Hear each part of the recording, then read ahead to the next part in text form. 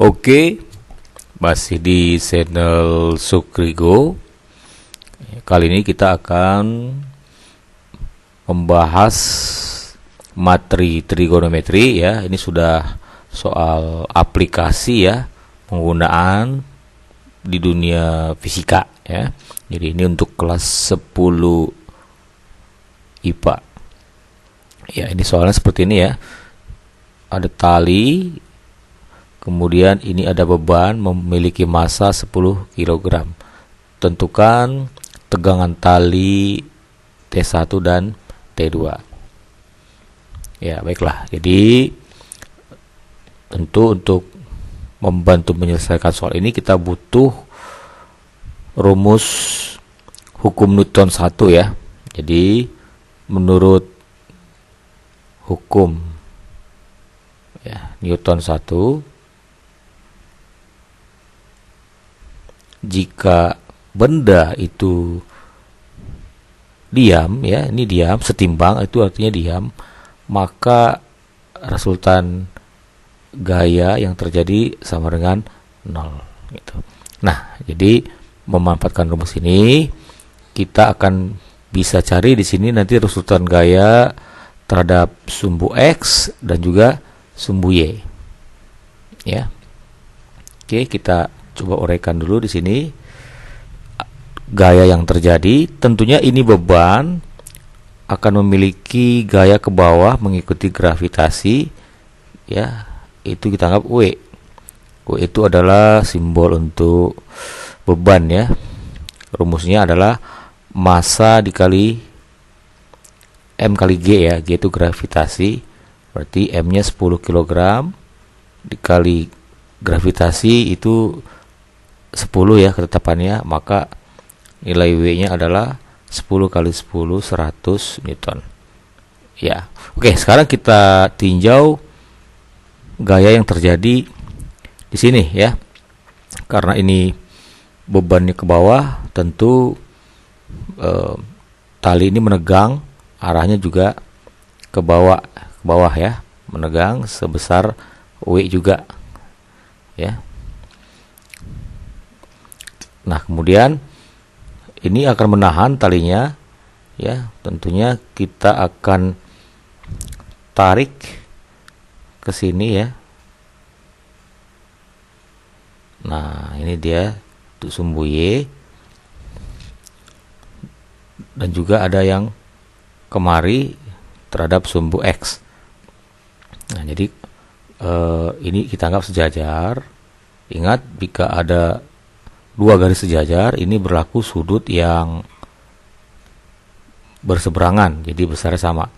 Ya, ini 53, maka di sini juga 53 derajat ya. Nah, jadi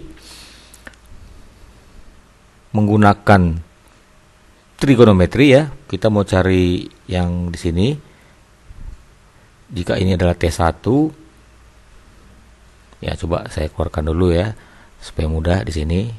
Ini segitiga siku-siku ya. Nah, tadi di sini 53 derajat. Oke. Ini panjangnya T1. Kita mau cari ini kemari T1X namanya ya. Nah, T1X. Jadi ada sudut, ada samping, ada miring. Berarti samping per miring. Tentu kita manfaatkan kosinus ya. Jadi kosinus 53 derajat adalah T1X, samping per miringnya adalah T1.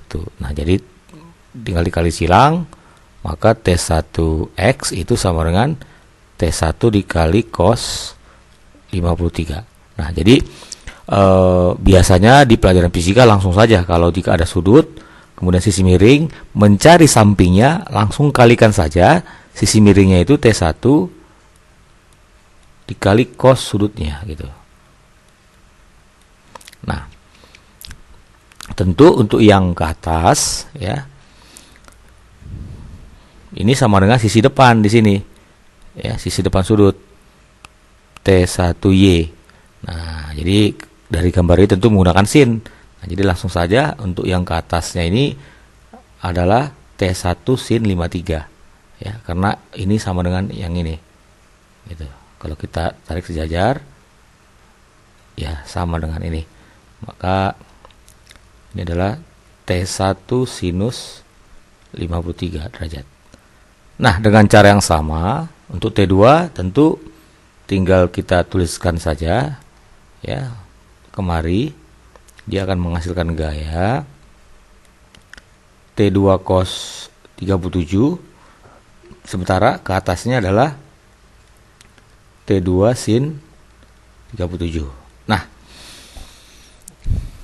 mungkin di sini banyak juga teman-teman ya yang belum hafal ya sinus dan kosinus sudut 37 dan 53.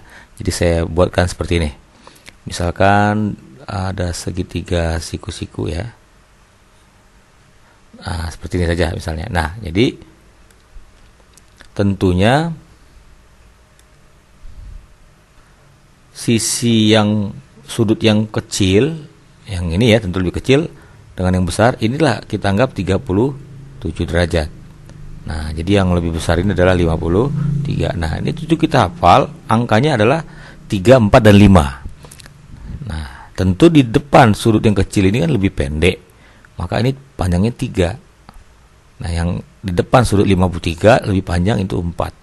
Nah, ini 5. Nah, ini aja dihafal ya. 3, 4, 5 itu kan adalah triple Pythagoras. Nah, dari sini kan bisa nampak ya. Nanti kalau ditanya sin 37, berarti sinus itu depan per miring. Nah, dari sini kalau dia sinus 37 derajat itu sama dengan 3/5. Dan seterusnya. Kalau cos 37, cos adalah sami samping per miring 4/5 gitu. Nah, kalau 53 kebalikannya gitu. Dengan ini ya. Jadi kalau ditanya sin 53 adalah 4/5 gitu. Pokoknya digambar saja segitiga siku-siku seperti ini. Nah, menurut hukum Newton untuk mencari soal ini tadi, yang pertama itu tadi resultan gaya sigma F terhadap sumbu X itu sama dengan 0. Nah, di sini ya. Nah, kita anggap saja ini ke kanan bisa positif, ke kiri negatif. Maka T1 cos 53 derajat dikurang T2 cos 37 derajat itu sama dengan 0. Nah, ini pindah ruas ya, ini kemari, maka bisa ditulis T1 cos 53 ya, nih gambar ini cos 53 berarti 3/5 ya. Langsung saya tulis 3/5 sama dengan ini pindah jadi positif T2 dikali cos 37 samping per miring 4/5. Ya, dari sini 5-nya bisa kita coret ya. 5-nya kita coret. Nah, maka dapat satu persamaan kita. Ya, T1 itu sama dengan ini 3-nya pindah kemari jadi 4/3 dikali T2. Nah, kemudian yang kedua, kita tinjau resultan gaya terhadap sumbu Y juga harus sama dengan 0 ya. Nah, jadi ini yang ke atas adalah penjumlahan dua buah gaya ya, karena disebabkan oleh yang ini ya, T1 sin 53 ini ke atas, di sini dia ya. Dan juga yang ini T2 sin 37. Berarti arahnya sama, kita jumlahkan saja. Maka bisa ditulis di sini T1 sin 53 derajat ditambah T2 sin 37 derajat. Langsung saja sama dengan yang berlawan arah itu ke bawah ya. Ini sama dengan ini 100 W ya, atau 100 Newton. Nah, T1 bisa diganti ya. 4/3 kali T2 sin 53. Nah, lihat ini sin 53. Sin 53 4/5 ya. 4/5 ditambah T2 tetap ya karena sudah T2 sin 37 3/5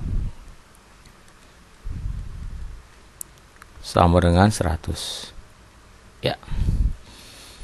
Oke, ini penyebutnya 5, ini penyebutnya 3 kali 5 15, berarti samakan penyebut ini bisa dikali 3/3.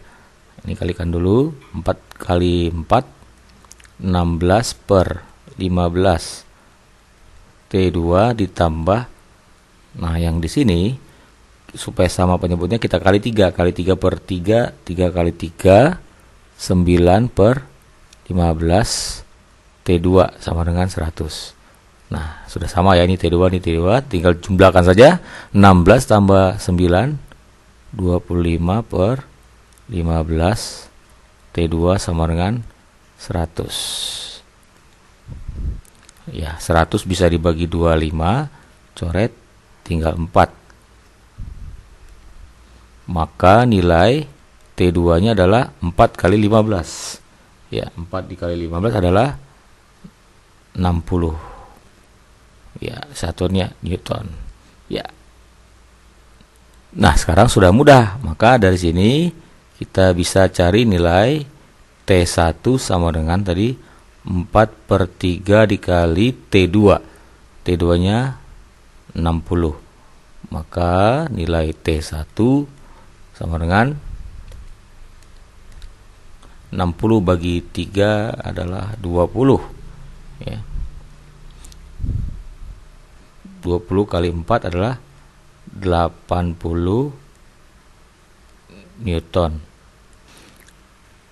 ya. Begitulah kira-kira ya, ini salah satu aplikasi atau penggunaan materi trigonometri di bidang fisika ya, kesetimbangan benda tegar ya. Jadi boleh diberikan komentar ya di kolom komentar. Sekian dan terima kasih.